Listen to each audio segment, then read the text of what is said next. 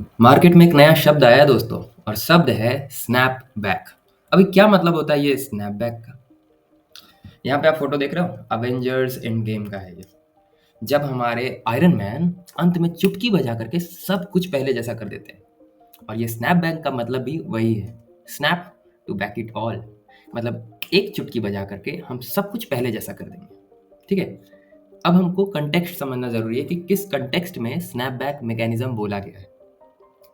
तो हमारा क्या हुआ ना कि ईरान जो है हमारा 1970 में एनपीटी साइन करता है, नॉन प्रोलिफरेशन ट्रीटी, जहाँ पे ये वादा करता है कि हम कोई भी न्यूक्लियर एडवांसमेंट नहीं करेंगे, मतलब हम एटम बम नहीं बनाएंगे। ठीक है, लेकिन 1979 में क्या होता है कि तख्ता पलट हो जाता है, पहलावी गवर्नमेंट जो है वो फेल हो जाता है और बहुत ही पॉलिटिकल टर्मोइल रहता है ईरान में। मतलब राजनैतिक विकलांगता, कोई राजनीति नहीं, कोई पॉलिटिक्स नहीं, बहुत उथल पुथल मच जाता है ईरान में। ठीक है, तो जिसके वजह से ये जो हमारा लोकेशन है, ये जो हमारा एरिया है ईरान का, वहाँ पे बहुत ही इंस्टेबिलिटी आ जाती है। ईरान और ईरान के आसपास का जगह जैसे कि Pakistan, India, Turkey, Saudi Arabia, ये सारा जो हमारा देश है ना आसपास का, ये लोग अपना ही न्यूक्लियर गेम चलाने में लगा रहता है, जिसकी वजह से ईरान को भी इच्छा होता है कि नहीं, हम भी बनाएंगे। ठीक है, तो ईरान जो है अपना न्यूक्लियर प्रोग्रेस बढ़ाने का कोशिश करता है। और 2006 तक क्या होता है कि ये जो हमारा देश है ना, ये यूरोपियन यूनियन और यूएस और यूएन का जितना भी मेंबर्स है, जो लोग ये एनपीटी साइन करवाया था, ये लोग को तकलीफ होने लगता है। क्यों? क्योंकि यूरोपियन यूनियन और यूएन को ऐसा लगता है कि अगर ईरान बना लिया न्यूक्लियर बम, तो टर्की, सऊदी अरेबिया, ये लोग भी चाहेगा बना लेने का। इसलिए ये लोग नहीं चाहता है कि ईरान न्यूक्लियर प्रोग्रेस को बढ़ाए।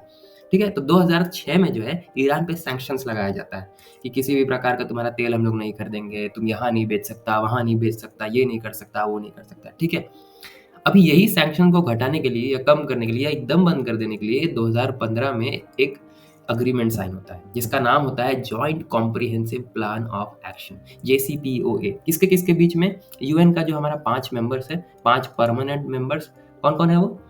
चाइना, फ्रांस, रशिया, यूके और यूएस, है ना। ये 5 मेंबर्स प्लस जर्मनी, ये 6 मिलकर के ईरान के अगेंस्ट एक एग्रीमेंट साइन करता है कि आप किसी भी प्रकार का न्यूक्लियर पावर नहीं बढ़ाएंगे, यूरेनियम 235 आइसोटोप नहीं बढ़ाएंगे, और हम आपका सैंक्शंस को कैंसिल करते हैं, आप आराम से अपना तेल बेच सकते हैं। हालांकि यूएस कुछ कुछ सैंक्शन तब भी रखा था। ठीक है, तो यहाँ पे क्या होता था कि हर साल IAEA, जिसको हम लोग बोलते हैं इंटरनेशनल एटॉमिक एनर्जी एजेंसी, ये लोग अपना इंस्पेक्टर भेजता था और जितना भी न्यूक्लियर साइट्स है ईरान में, वहाँ जाकर के चेकअप करता था कि कहीं ये लोग ज़्यादा माइनिंग तो नहीं कर रहा, यूरेनियम 235 आइसोटोप तो नहीं ढूंढ रहा, ऐसा तो नहीं हो रहा। तो ये लोग चेक करके बताता था कि नहीं भाई, ये ऐसा कोई चोरी नहीं कर रहा है, तुम इसका सैंक्शन हटा ही रखो। लेकिन 2018 में यूएस जो है छोड़ करके निकल गया और ईरान में भी पॉलिटिकल इंस्टेबिलिटी बढ़ते गया, और अभी तो और भी ज़्यादा है क्योंकि ईरान के जस्ट बगल में हमारा अपना दोस्त, दोस्त तो नहीं कहेंगे, बहुत ही छोड़ो, ईरान के बगल में है पाकिस्तान, है ना।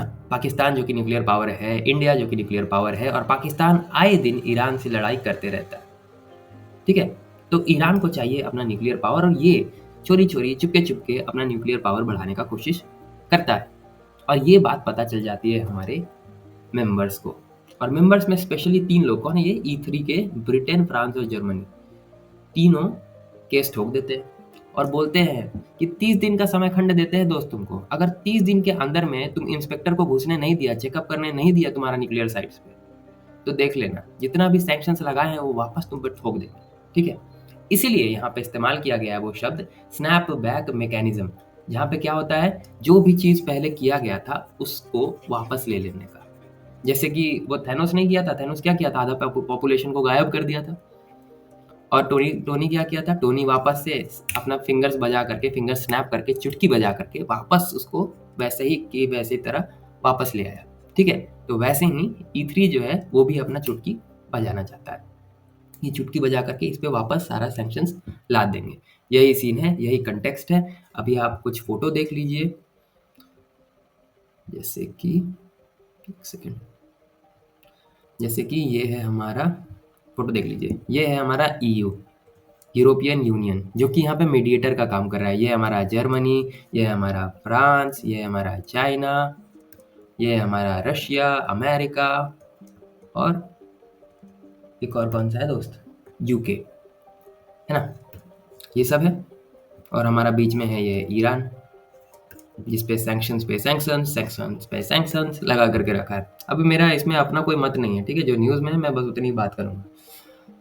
अब अगला आप मैप भी देख लो एक बारी, ये है हमारा, यहाँ पे पड़ता है ईरान, ईरान के जस्ट बगल में अफगानिस्तान, यहाँ पे भी पॉलिटिकल टर्मोइल है। और ये पाकिस्तान, जिसके साथ ये बलूचिस्तान का रीजन शेयर करता है, जहाँ पे रेगुलरली मारकाट चलता है, ठीक है। इसके बगल में इराक है, इसके बगल में तुर्की है, सीरिया है, मतलब ईरान का जो पॉलिटिकल पोजीशन है वो बहुत खतरे में है। और इधर पे पड़ता है हमारा यूरोपा, फ्रांस और जर्मनी और यूके, ये तीनों मिलकर के ही लगाया है स्नैपबैक मैकेनिज्म, ठीक है। अब हम अंत में एक सवाल भी देख लेते हैं।